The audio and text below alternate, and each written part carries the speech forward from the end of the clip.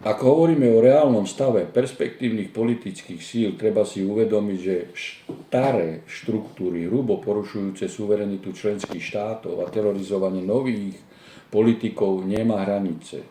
Nanútenie výsledkov volieb, či prezidentských alebo parlamentných členských štátov, nedovoluje normálny zákonný súboj na politickej scéne. To, čo je skutočne silné na novej politickej scéne, je pravda. Rastúca nespokojnosť pracujúcich ľudí v spoločnosti, strata zamestnania, nemožnosť riadne zakladať rodiny, vychovávať deti v mierovom a prosperujúcom prostredí vedie postupne k rozsiahlym vnútorným nepokojom. Európska únia sa viditeľne sama vlastnou hlúposťou rúti do záhuby. Pritom navyše otvorene a verejne priznáva vážne chyby vlastnej politiky. Nezabúdajme, že spojená podpora fašistického režimu na Ukrajine, ktorá mala akoby Európu zjednocovať v boji proti údajnému zlu prichádzajúcemu z Ruskej federácie, neustále klamanie verejnosti a prehry na vojenskom, ekonomickom, právnom a politickom poli už nedovolia obnovu Európskej únie. Sklamanie a otvorená hrozba vojny, prirodzený strach a dnes už aj možnosť získavania informácií iba prispieva k rastúcemu odporu.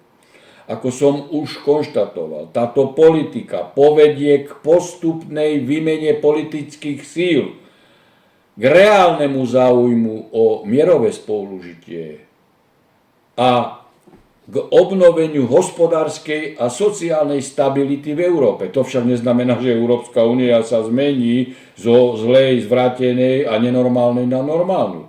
Skôr treba očakávať jej rozpad a vznik nových vzťahov medzi štátmi. Európa nedokáže existovať bez priemyselnej produkcie Číny, bez tvorby novej architektúry bezpečnostnej politiky v Európe, najmä zo strany Ruskej federácie a spolupráce spoločenstva BRICS. Práve tieto fakty vytvárajú alternatívnu perspektívu aj pre jednotlivé štáty v Európe.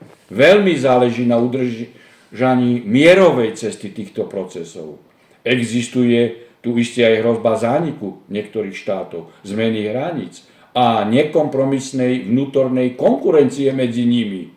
Je doslova nutnosťou vnímať situáciu a obnovu normálnych vzťahov s Ruskou federáciou a Čínou ako neodvratný pozitívny prínos a súčasne motiváciu pre tvorbu vlastných rozvojových koncepcií medzinárodných vzťahov. Nebude to Brusel, ale jednotlivé štáty, ktoré sa môžu stať dôveryhodnými partnermi s ostatným svetom.